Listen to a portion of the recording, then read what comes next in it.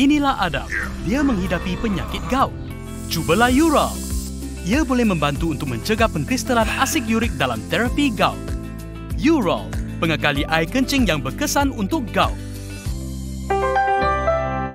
Assalamualaikum, anda sedang menonton Sekilas Fakta 21 Mac 2024 bersama saya, Saif Akmal.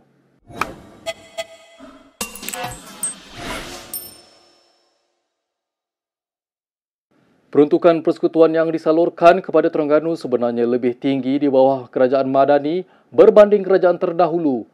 Demikian kata Perdana Menteri Anwar Ibrahim pada Perhimpunan Warga Kementerian Kewangan hari ini. Beliau menjawab kepada pertanyaan Menteri Besar Terengganu Dr. Ahmad Samsuri Muhtar yang menggesa Anwar memberi penjelasan berhubung tunggakan pembayaran wang royalti minyak Terengganu yang belum diterima untuk tahun lalu. Saya jawab, peruntukan kita tak pernah tahan. Kita boleh bagi, semalam saya jumpa ICU dan saya nak kata pastikan peruntukan tiap kawasan termasuk kawasan PAS atau Bersatu kita mesti berikan semua.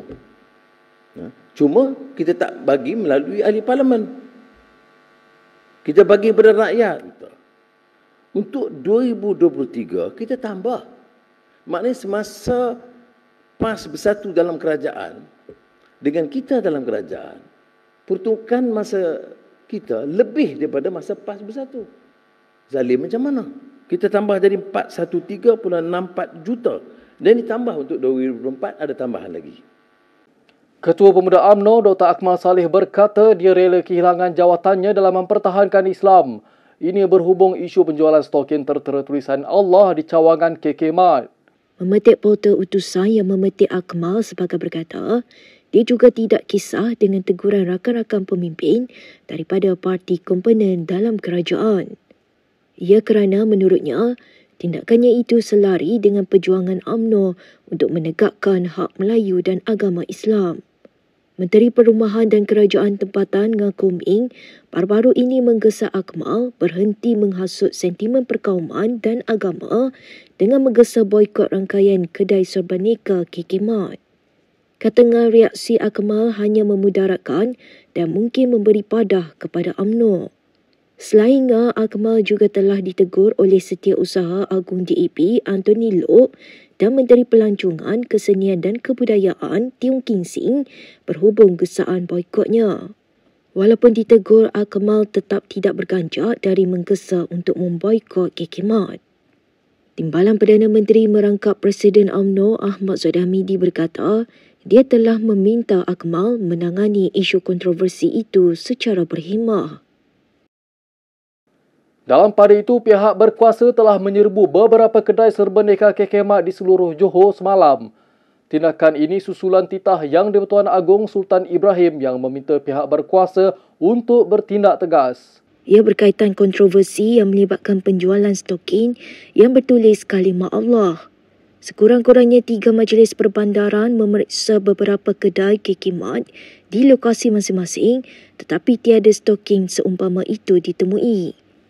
Operasi pemeriksaan yang dijalankan terhadap premis KK Supermart berdekatan Jementah mendapati kedai itu beroperasi dengan lesen perniagaan yang sah. Selain itu, tiada penjualan dan penyimpanan stoking bertulis kalimah Allah semasa pemeriksaan itu.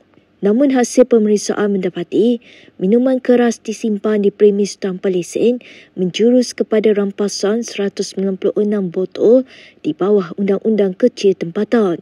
Kedai tersebut kemudiannya diarahkan untuk menghentikan operasi dengan serta-merta disebabkan pengasingan minuman keras dan ringan yang tidak sesuai. Di Batu Pahat pula, Majlis Perbandaran Batu Pahat di laman Facebooknya pagi ini memaklumkan operasi khas pemeriksaan 5 premis KK Supermart dan Superstore telah dilaksanakan pada 20 Mac semalam. Berita seterusnya, Adun Kuala Kubu Baharu Lee Ki Hiong meninggal dunia akibat kanser awal hari ini. Berita kematian itu disahkan oleh Menteri Besar Selangor Amruddin Syari dalam satu kenyataan. Menurutnya, Ketua PH Selangor itu, kematian Lee disifatkan kehilangan besar dan pasti dirasai penduduk Dun Kuala Kubu Baharu. Mendiang berusia 58 tahun dan dikatakan telah bergelut melawan kanser sejak beberapa tahun lalu. Lee adalah wakil rakyat Dun Kuala Kubu Baru sejak 2013 dan ini adalah penggal ketiganya selepas mengekalkan kerusi itu pada pilihan raya negeri Selangor 2023. Pada perayaan Ogos tahun lalu, Lee Ki Hiong menewaskan calon Perikatan Nasional PN Teo Kian Hong dengan majoriti 4,119 undi. Beliau kali pertama mewakili kawasan itu pada 2013 apabila menewaskan Ui Hui Wen dari MCA dengan majoriti 1,702 undi dan mempertahankannya 5 tahun kemudiannya. Pada 2020, Lee Ki Hiong mengumumkan dirinya mula menjalani rawatan kanser ovari tahap 1. Menteri Besar Kedah Muhammad Sanusi Maknur memberi nasihat kepada Menteri Dalam Negeri Saifuddin Nasution Ismail. Sanusi meminta dia bekerja mengikut landasan serta tidak mencampuri perkara di bawah kuasa pihak lain. Dalam satu kenyataan, Sanusi berkata, Saifuddin yang juga pengerusi bersama Majlis Tindakan Pembangunan Negeri Kedah seharusnya belajar menghormati bidang tugas orang lain. Katanya kehadiran Menteri Dalam Negeri itu untuk melawat projek persekutuan di Kedah tidak salah, namun projek itu ada pihak yang bertindak sebagai penguasa. Muhammad Sanusi turut menulis tajuk kenyataan itu sebagai jawapan kepada Menteri Penyelaras yang Bizimen. Mengulas lanjut, beliau berkata, perancangan menjadi berselerak sekiranya ada pihak enggan mematuhi sistem kerja dan bertindak campur tangan pada tahap bukan bidang kuasanya. Sedangkan kata Sanusi, tugas yang sepatutnya dilakukan pada peringkat Saifuddin itu diabaikan. Katanya sindrom itu pernah terjadi ketika Pakatan Harapan menjadi kerajaan 22 bulan dahulu dan perkara sama kembali diulang ketika ini. Pada Selasa, Saifuddin secara sinis menyindir Sanusi apabila sedia memberi Menteri Besar itu peluang seluas-luas ruang membangunkan kereta Kedah. Kita ke perkembangan berikutnya. Bekas Ketua Penerangan UMNO Isham Jalil hari ini membuat laporan polis terhadap Farhaj Wafat Salvador. Ini berhubung dakwaan pelaburan hampir RM40 juta di sebuah syarikat yang disenarai pendek untuk kontrak kerajaan. Isham berkata bekas setiausaha politik kepada Perdana Menteri Anwar Ibrahim itu harus menjelaskan bagaimana dia memperolehi wang sebanyak itu untuk menjadi pemegang saham besar Hetech Padu Berhad yang disenarai pendek untuk kontrak sistem immigration bernilai berbilion ringgit. Isham berkata demikian pada sidang media selepas membuat laporan polis di Balai Polis Tan Wangi hari ini. Nombor satu, saya nak cakap kalau dia bet dalam syarikat ini, Hetech Padu ini, itu adalah satu bet yang besar itu. 40 juta punya bet itu. So adakah betting ini, saya nak tanya bersandarkan kepada apa-apa maklumat dalaman yang dia dapat. Itu satu. Dan saya juga nak bawa persoalan-persoalan yang rakyat tanya daripada social media ini. Itu hari saya punya TikTok itu berkenaan hal ini. Lebih 1 juta view orang tengok dan banyak komen itu. Banyak komen daripada rakyat tanya mana dia dapat duit ini. Ahli Parlimen Tasik Lugur, Wan Saiful Wanjan mendakwa mendapat gangguan daripada 2 ahli Parlimen Bersatu yang berpaling tadah. Beliau mendedahkan ahli Parlimen Gua Musang Muhammad Azizi Abu Naim dan ahli Parlimen Tanjung Karang Zulkafli Hanafi memujuknya menyokong kerajaan. Justeru Wan Saiful meminta Dewan Rakyat menubuhkan jawatan kuasa berhubung tindakan 2 ahli Parlimen itu yang membuat gangguan terhadapnya.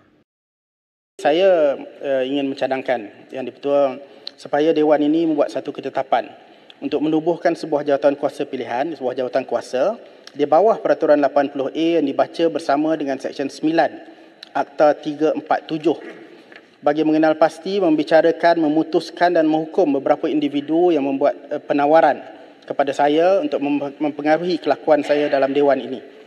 Antara tawaran yang dibuat ialah mengenai peruntukan Parlimen, peruntukan projek RM2 juta, bayaran untuk kos perubatan isteri saya, kos guaman untuk menghadapi pertuduhan di mahkamah, ada token yang tidak dinyatakan jumlahnya dan juga pengguguran kes saya di mahkamah. Tawaran-tawaran ini yang dibuat oleh Yang Berhormat Ahli Parlimen Gua Musang bersama 2 orang individu yang memperkenalkan diri sebagai Hasnan dan Datuk Azman pada 17 Januari 2024. serta Hasnan dan seorang lagi yang memperkenalkan diri sebagai Datuk Rahim pada 26 Februari 2024 setelah mereka diperkenalkan kepada saya oleh Yang Berhormat Ahli Parlimen Tanjung Karang. Setelah itu, mereka ini termasuklah juga Yang Berhormat Ahli Parlimen Tanjung Karang telah menghantar cadangan kepada saya.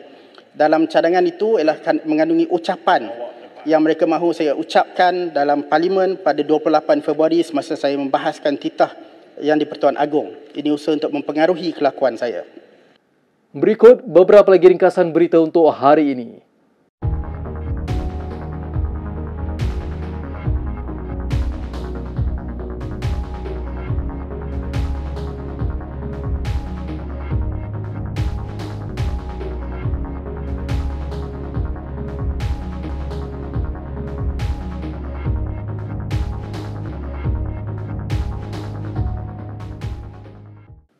Sekian sahaja daripada saya, Saif Akmal untuk Sekilas Fakta. Untuk lebih banyak berita, anda boleh melayari kinitv.com. Anda juga boleh mengikuti kami di Instagram, Twitter, YouTube dan Facebook. Salam hormat dan jumpa lagi.